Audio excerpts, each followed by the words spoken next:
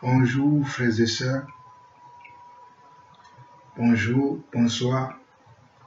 Ça dépendra de quelle heure vous allez suivre cette vidéo. Je suis le frère Jean-Paul Lawson, apôtre de Jésus-Christ. Je vous bénis tous, frères et sœurs du monde entier, notamment ceux de la France, ceux de la Belgique, ceux de l'Allemagne, ceux du Canada, ceux des États-Unis, ceux du Togo, ceux du Bénin, ceux de la Côte d'Ivoire, ceux du Congo, ceux du Gabon, ceux de l'Algérie, ceux du Maroc, et ainsi de suite. Je vous salue tous. Je profite également de cette occasion pour saluer mes collègues prédicateurs de l'Île-de-France, notamment le frère Alain Patrick, le frère Georges. Je n'oublie pas le frère Calice du côté de Mans, avec toute l'église de Mans. Recevez mes sincères salutations. Je n'oublie pas ceux de Lyon aussi, recevez mes sincères salutations. Je n'oublie pas ceux de l'Espagne, recevez aussi mes sincères salutations. Je profite pour saluer aussi également l'église en Île-de-France, ceux que j'ai l'habitude de voir de temps en temps, selon que le Seigneur nous permet, nous dispose le temps. Et je veux parler de l'église de Saint-Geneviève-des-Bois, de l'église de Malzeb, de l'église d'Angerville ou de Poissy. Soyez tous bénis, que le Seigneur vous soit favorable en son temps. J'espère que vous vous attachez au Seigneur, j'espère que vous vous attachez aux Écritures et j'espère que vous prenez le temps de méditer la parole de Dieu. J'espère cela. Frères et sœurs, les temps sont difficiles, les temps sont durs et nous devons passer notre temps à méditer la parole de Dieu et à prier. Nous devons prendre notre temps pour méditer la parole de Dieu, prier et aussi chercher comment la volonté du Seigneur. Nous devons chercher la volonté du Seigneur. Donc pour trouver la volonté du Seigneur, il faut méditer la parole et il faut prier. Frères et sœurs, vous savez que je vous ai annoncé dans ma dernière vidéo, bon, ce n'est pas une vidéo mais c'est un enseignement audio où vous n'avez pas vu mon visage comme vous voyez mon visage aujourd'hui. Parce qu'aujourd'hui nous sommes le 9 août, le jeudi 9 août, et je suis dans la joie de partager encore avec vous ces quelques messages que Dieu a mis dans mon cœur afin que je puisse venir devant l'église et apporter des éclaircissements et apporter de la sagesse. Frères et sœurs, sachez une chose, lorsque nous marchons avec Dieu, il faut un temps où nous sommes avec tous nos frères, où nous sommes avec tout le corps du Christ, mais il faut un autre temps aussi où nous devons être seuls dans la présence de Dieu. Il faut un moment où nous allons nous couper de tout pour être seuls et être à l'écoute du Seigneur. Je bénis le Seigneur que Dieu m'avait mis cela à cœur depuis des années et chaque année, je me coupe de tout pour me mettre au moins 2 fois dans l'année, je me mets à part pour chercher la volonté de Dieu pour la mission qu'il m'a confiée. 2 fois dans l'année, notamment soit dans le mois de juin ou le mois de juillet, ou à la fin de l'année, le mois de décembre ou le mois de janvier. Ce sont des périodes où je me mets toujours à l'écart, je me mets toujours, on va dire, en retraite pour chercher la présence du Seigneur, pour chercher la volonté du Seigneur quant à ce qui concerne ma vie personnelle et quant à ce qui concerne aussi le ministère que Dieu m'a confié. Également aussi, je profite de ce temps pour pouvoir être avec ma famille, profiter de ma famille, car je suis un homme marié et j'ai 4 enfants.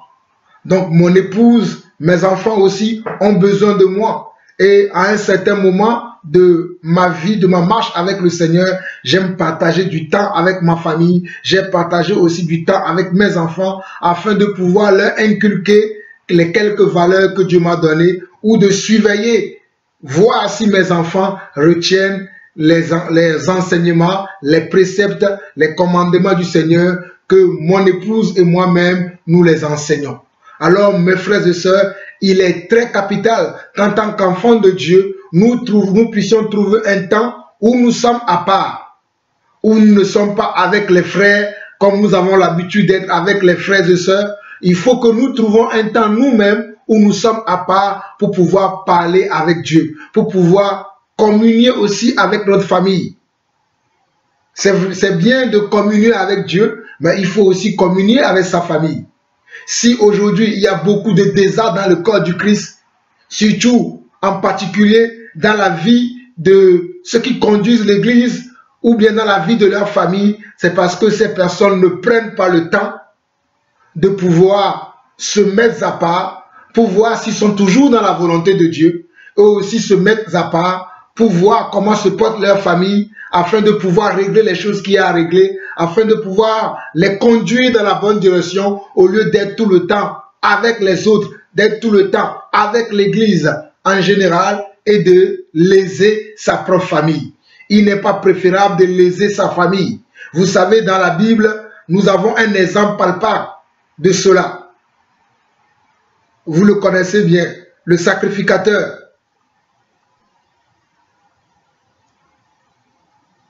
Les sacrificateurs dans la Bible, ce sont des gens qui devaient prendre soin du peuple, qui doivent prendre soin du peuple. Mais certains parmi eux ont tellement pris soin du peuple qu'ils ont négligé leurs enfants, et leurs enfants faisaient n'importe quoi dans le temple. Un exemple que vous pouvez trouver dans le livre de Samuel. Je veux parler du sacrificateur du sacrificateur Élie et ses enfants. Je veux parler de Phiné et de Phinéas qui ont fait beaucoup de désastres dans la maison de Dieu. Vous pouvez lire ces histoires dans le livre de Samuel pour voir comment ces enfants de sacrificateurs ont fait n'importe quoi parce que leur propre père n'a pas pris le temps de pouvoir savoir s'il est toujours dans la volonté de Dieu, s'il peut continuer la mission que Dieu lui a confiée.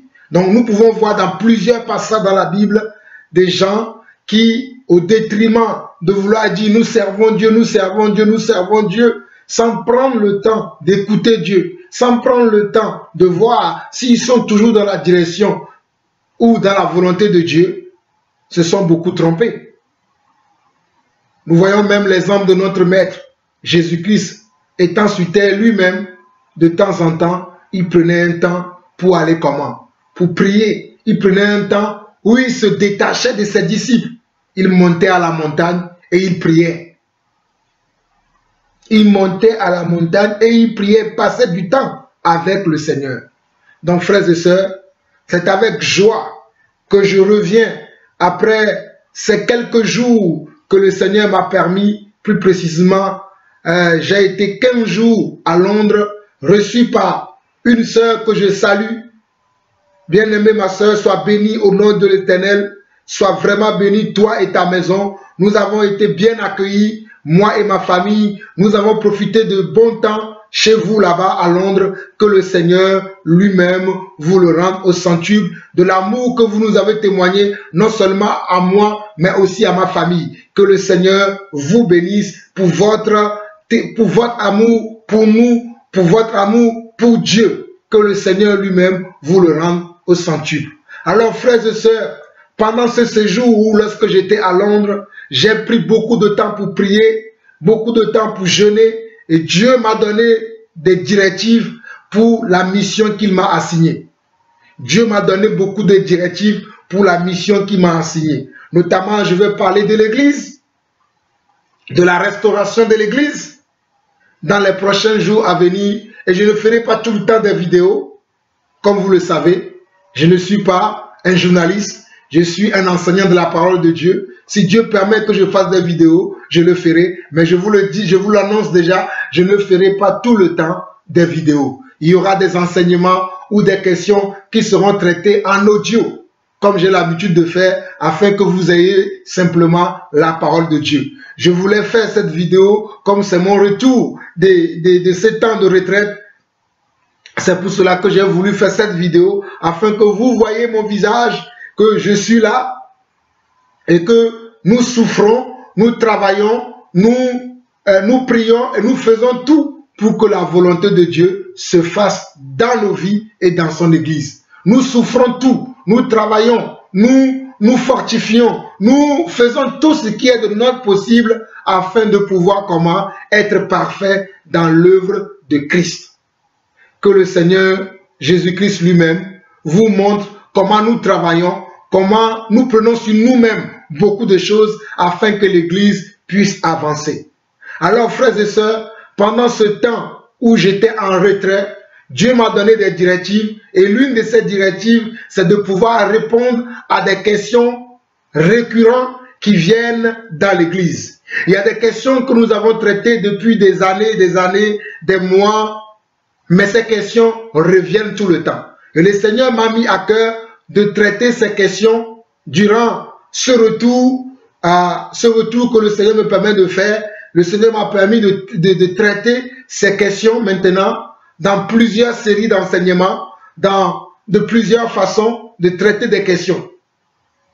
Toutes les questions qui sont dans le corps du Christ. Et aujourd'hui, je vais commencer par une première question que je vais aborder avec vous aujourd'hui. Et ça va être comme ça. Vous verrez toujours que je ferai des vidéos ou des enseignements de 20 à 30 minutes pour aborder des questions.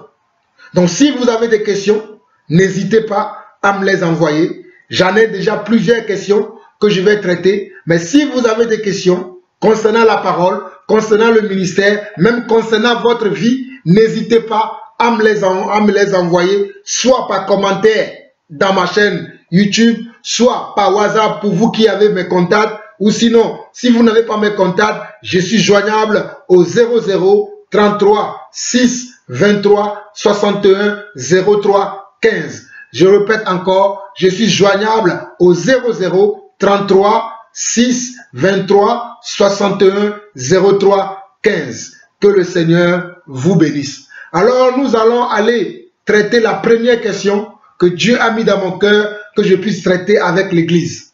La première question que Dieu a mis dans mon cœur, que je puisse traiter avec l'Église. Nous allons trouver cette question dans Matthieu chapitre 18, le verset 18 à 20. Je vais prendre la Bible et je vais lire Matthieu chapitre 18 et je vais vous introduire la question et en même temps, je vais essayer de la répondre. Matthieu chapitre 18, verset 18 à 20. Matthieu chapitre 18, verset 18 à 20 dit ceci. Je vous le dis en vérité, tout ce que vous lierez sur la terre sera lié dans le ciel, et tout ce que vous délierez sur la terre sera délié dans le ciel.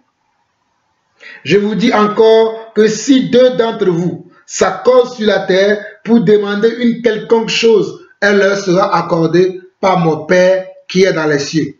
Car là où deux ou trois sont assemblés en mon nom, je suis au milieu d'eux. Alors ma question aujourd'hui concerne là où deux ou trois sont assemblés en mon nom.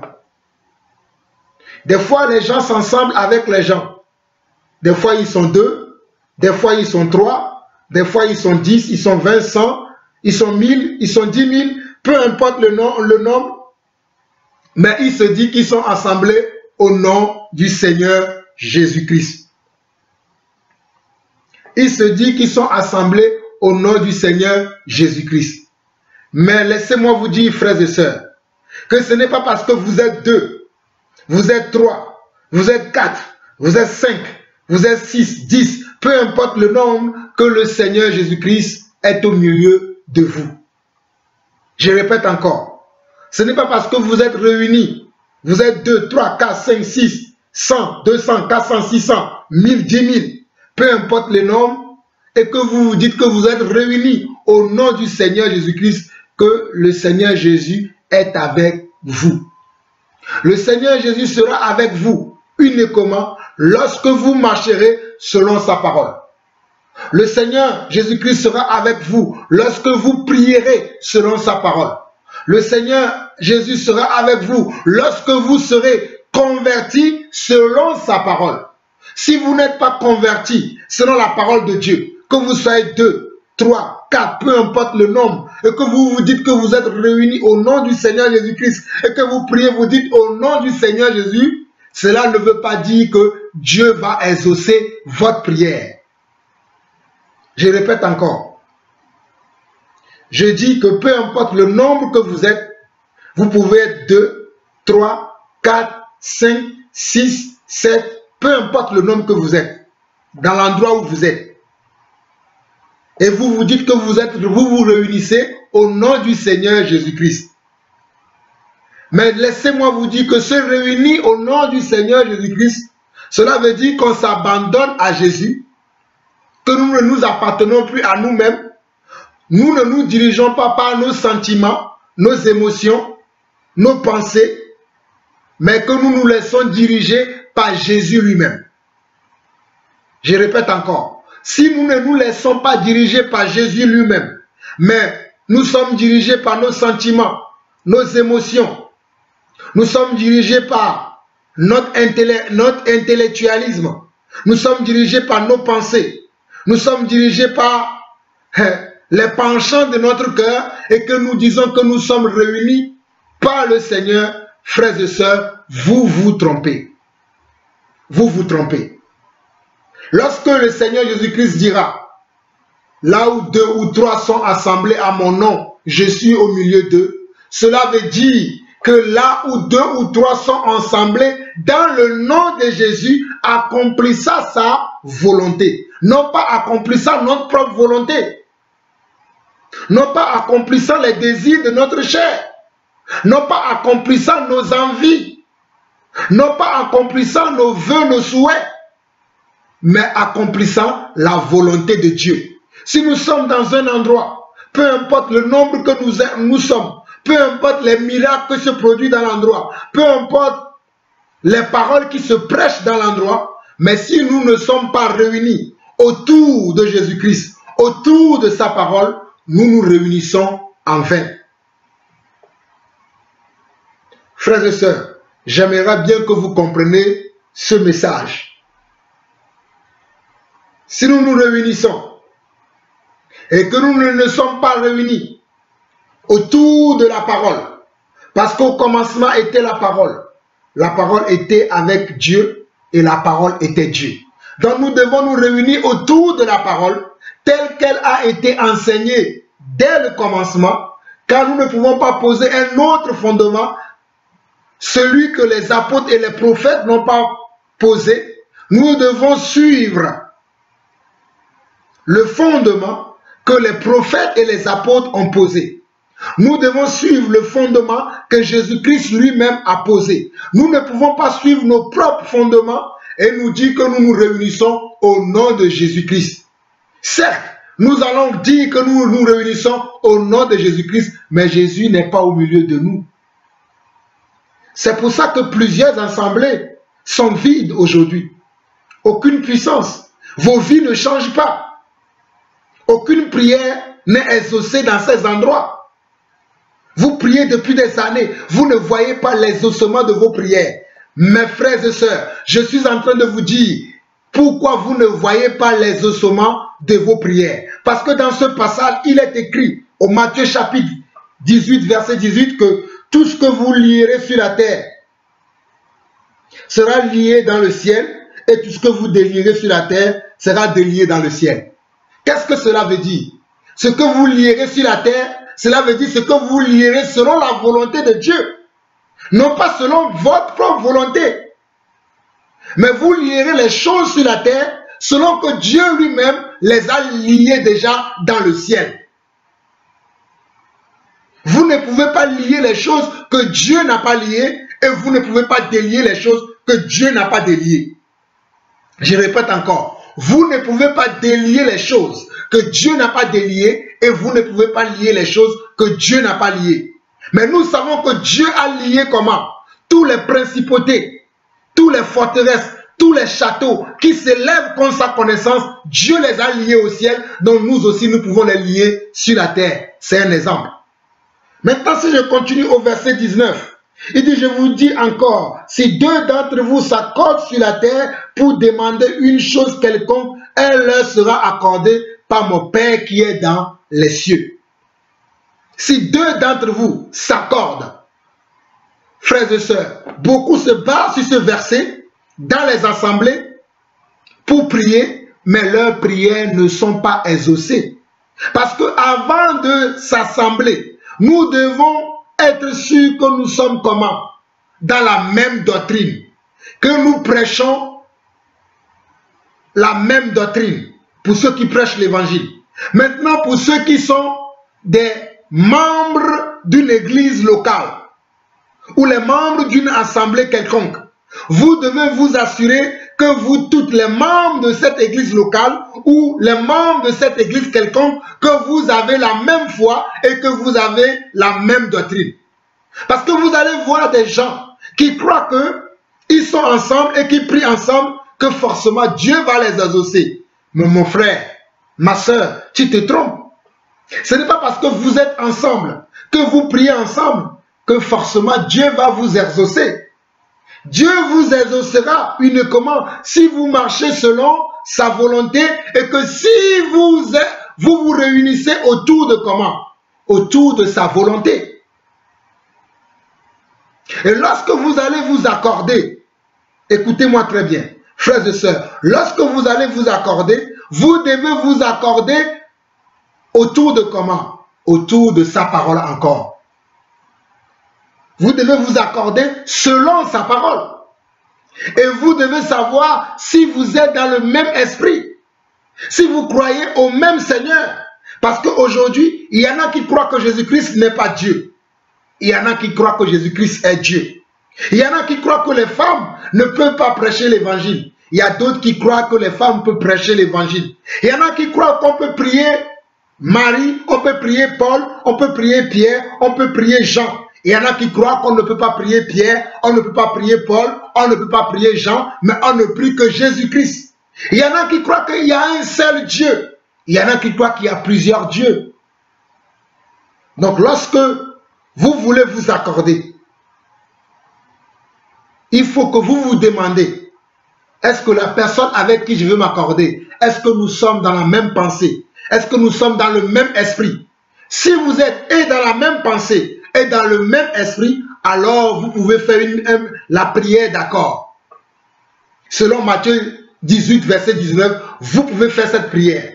Mais si vous n'êtes pas dans la même pensée, si vous n'êtes pas dans la même doctrine, vous n'êtes pas dans le même esprit, mais vous priez, croyez-moi, vous priez en vain. Je le dis encore. Si vous n'êtes pas dans le même esprit, dans la même doctrine, si vous ne croyez pas aux mêmes paroles exprimées dans la Bible, mais vous vous dites que oui, il se dit chrétien, il se dit enfant de Dieu, moi aussi je suis enfant de Dieu, moi aussi je suis chrétien, il se dit disciple, moi aussi je suis disciple, et tu veux prier avec la personne, alors que tu ne sais pas si la personne croit réellement à ce que tu crois, mon frère, tu pries en vain. Il y en a qui croient qu'aujourd'hui la guérison est encore possible.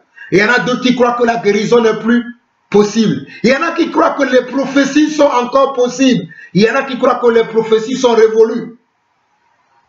Mais vous allez voir ces gens-là, ils vont s'assembler pour prier alors qu'ils ne croient pas la même chose.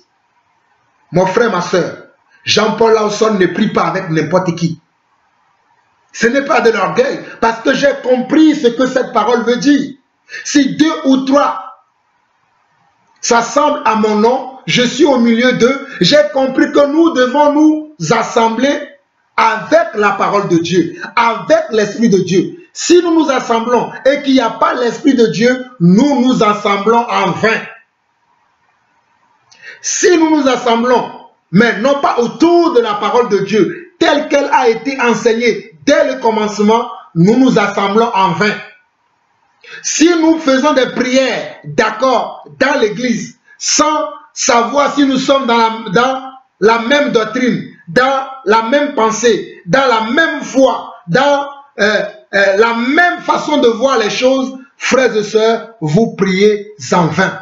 C'est pour cela que vos prières ne sont pas exaucées. Je dis encore, c'est pour cela que vos prières ne sont pas exaucées. Avant de prier avec qui que ce soit, cherchez d'abord à savoir si je crois à la même chose que la personne croit. Cherchez d'abord à savoir si la personne a la même foi que j'ai. Sinon ta prière d'accord n'aura pas d'effet. La prière d'accord, elle est basée sur le fait que nous croyons à la même chose. C'est pour ça qu'il est écrit que je vous dis, Matthieu 18, verset 19, je vous dis encore que si deux d'entre vous s'accordent, s'accorder veut dire que nous entremêlons. S'accorder, c'est ça. Je vais accorder mes deux mains. Regardez, ils s'accordent. Ça veut dire s'accorder. Et ils forment comment? Un seul. Ils forment comment? Un seul. Donc s'accorder veut dire que nous sommes d'accord concernant quelque chose. Nous sommes d'accord concernant une pensée. Nous sommes d'accord concernant comment? Une parole. Nous sommes d'accord concernant comment? Une volonté de Dieu. C'est pour cela qu'avant de faire la prière d'accord, vous devez vous assurer que votre voisin, votre collègue, votre frère, votre ami, peu importe la personne avec qui vous voulez vous accorder, que vous êtes dans la même comment? Dans la même doctrine, dans les mêmes pensées, dans le même esprit, et que vous croyez que Jésus-Christ est le seul chemin, la vérité et la vie. Vous croyez que Jésus-Christ est le seul Dieu, celui qui est envoyé dans le monde et qui sauve le monde. Vous croyez que Jésus-Christ est le seul nom qu'on peut prier. Car il y en a qui prient d'autres noms aujourd'hui. Il y en a qui prient au nom de Saint Joseph. Il y en a qui prient au nom de Sainte Marie. Il y en a qui prient au nom de un tel.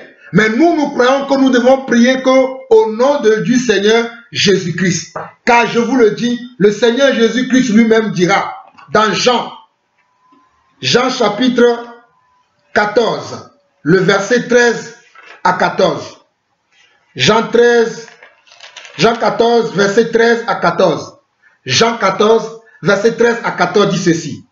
Et tout ce que vous demanderez à mon nom, je le ferai, afin que le Père soit glorifié dans le Fils. Si vous demandez quelque chose à mon nom, je le ferai. Si vous demandez quelque chose à mon nom, je le ferai. Mais demandez dans le nom de Jésus-Christ, qu'est-ce que cela veut dire réellement? Demander dans le nom du Seigneur Jésus-Christ veut dire demander selon comment? Selon son cœur. Demander selon le cœur de Dieu. Demander selon la volonté de Dieu. Non pas selon notre volonté, mais selon la volonté de Dieu. Et Jésus nous a donné un bon exemple à ce propos, selon la prière que lui-même il a faite où? Dans le jardin de Gethsémane. Dans le jardin de Gethsémane, Jésus a prié. Si cette coupe peut s'éloigner de moi, toutefois non pas ma volonté, mais que ta volonté soit faite, mon Dieu. Donc Jésus voulait nous dire par là que tout ce que nous voulons demander à Dieu, nous devons le demander selon sa volonté et non pas selon nos plaisirs, selon nos envies, selon nos besoins. Car toi, tu peux croire que tu as besoin de comment? D'un travail. Mais pour Dieu, ce n'est pas le moment pour toi de travailler. Peut-être toi, tu penses que tu as besoin de te marier. Mais pour Dieu, peut-être ce n'est pas le moment pour toi de te marier. Peut-être toi, tu veux avoir des enfants. Mais peut-être pour Dieu maintenant, ce n'est pas le moment propice pour toi d'avoir des enfants. Peut-être tu veux acheter une maison, mais pour Dieu, ce n'est pas le moment pour toi d'acheter la maison. C'est pour cela que tu dois prier et demander à Dieu que sa volonté soit faite et non pas ta volonté. C'est pour ça qu'il dit tout ce que vous demanderez à mon nom. Donc tout ce que nous allons demander, nous devons le demander selon la volonté de Dieu. Non pas selon notre propre volonté, mais selon sa volonté. Notre volonté à nous, ce sont nos besoins. Les besoins que nous sentons selon la chair, selon nos envies. Mais Dieu va au-delà de nos envies, parce que Dieu sonde les cœurs et les reins. Dieu connaît la profondeur de notre cœur. Dieu connaît comment nos besoins, avant même que les besoins n'y arrivent, Dieu les connaissait déjà et Dieu avait destiné comment résoudre ces besoins-là. Comment remédier à ces besoins, comment pallier à ces besoins. Dieu a prévu comment des choses de faire dans ta vie. Non, mon frère, ce n'est pas à toi d'imposer à Dieu, donne-moi ce travail. Non. C'est pour cela que je vous dis, avant de faire la prière, d'accord, assurez-vous que la personne avec qui vous voulez prier, que la personne est dans la même pensée, est dans le même esprit que vous. Sinon, vous allez prier en vain. Imaginez-vous que vous allez prier pour un malade. Mais la personne qui est à côté de vous ne croit plus que Dieu peut guérir, ou bien ne croit pas que Dieu peut guérir. Tu vas dire, on va prier, il va te dire, oui, nous allons prier, mais il ne croit pas réellement que votre prière aura comment? Un effet. Donc vous priez comment? En vain. Vous priez comment? En vain. Jean chapitre 15, verset 1 à 8. Regardez, Jean chapitre 15, verset 1 à 8. Je suis le vrai cep et mon Père est le vigneron. Tout sarment qui est en moi et qui ne porte pas de fruit, il le retranche. Et tout sarment qui porte du fruit, il le monte afin qu'il porte encore beaucoup de fruits. Déjà, vous êtes purs à cause de la parole que je vous ai annoncée. Demeurez en moi et je demeurerai en vous. Comme le sarment ne peut de lui-même porter du fruit s'il ne demeure attaché au cep, ainsi vous ne le pouvez pas non plus si vous ne demeurez en moi. Vous voyez qu'il est important de demeurer dans le Seigneur. Et demeurer dans le Seigneur, c'est demeurer selon sa parole. C'est demeurer dans la parole. C'est être la parole.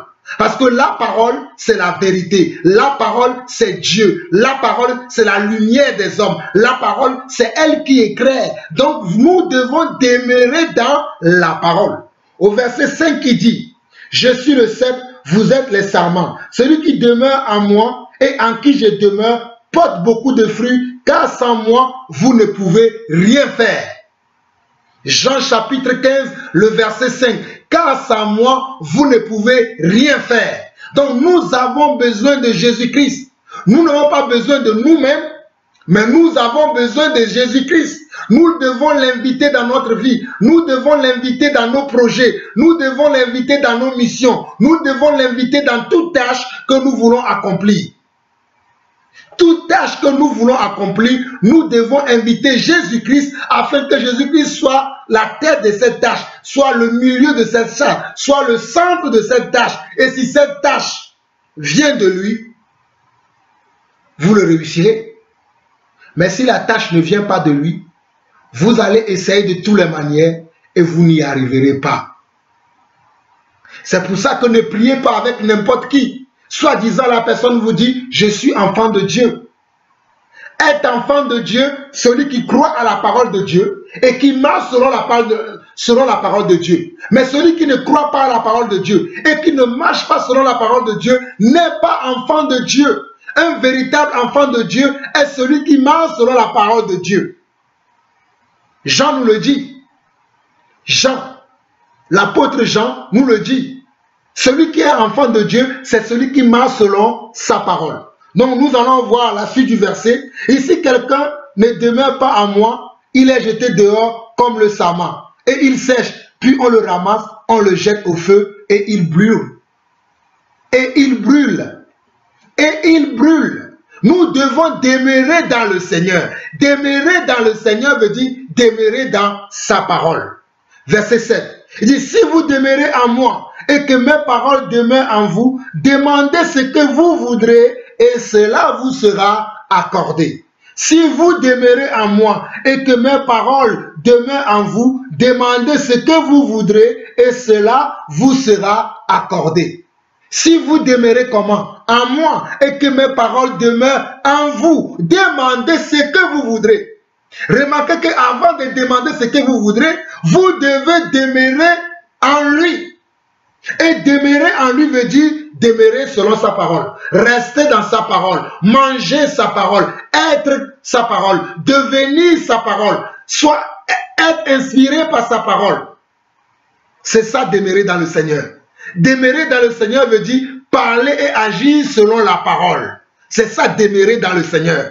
Demeurer dans le Seigneur veut dire parler et agir selon la parole de Dieu. Si tu ne parles pas selon la parole de Dieu, si tu n'agis pas selon la parole de Dieu, tu n'es pas dans le Seigneur. Donc tu vas prier, tu vas demander des choses, mais tu ne le verras pas s'accomplir parce que tu ne demeures pas en lui. Celui qui demeure en lui, c'est celui qui demeure selon sa parole, comme nous le voyons dans Jean 15, le verset 7. Si vous demeurez en moi et que mes paroles demeurent en vous, demandez ce que vous voudrez et cela vous sera accordé.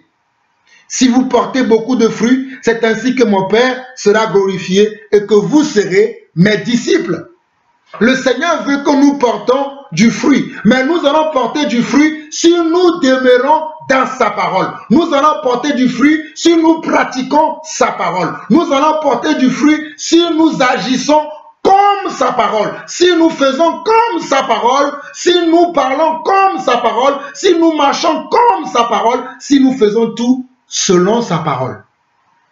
Mais si nous ne faisons pas les choses selon sa parole, nous pouvons prier, nous pouvons jeûner, nous pouvons même donner tout ce que nous avons.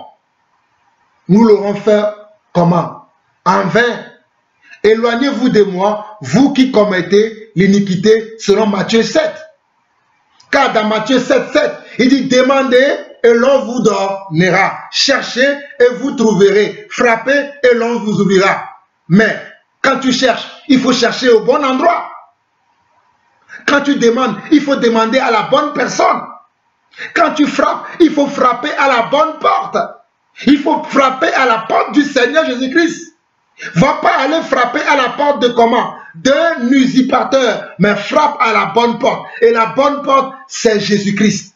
Et Jésus-Christ, c'est aussi la parole. Jésus-Christ, c'est aussi la parole. Car au commencement était la parole. La parole était avec Dieu et la parole était Dieu. Mes frères et sœurs, je vais finir cette petite question dans 1 Jean chapitre 3. J'aurais pu continuer des heures, mais je vous ai dit que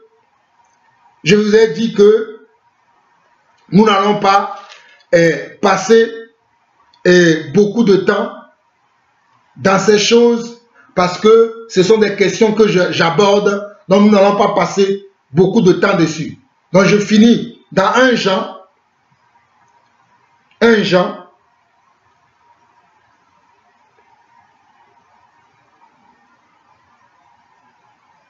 chapitre 3, nous lisons du verset 1 au verset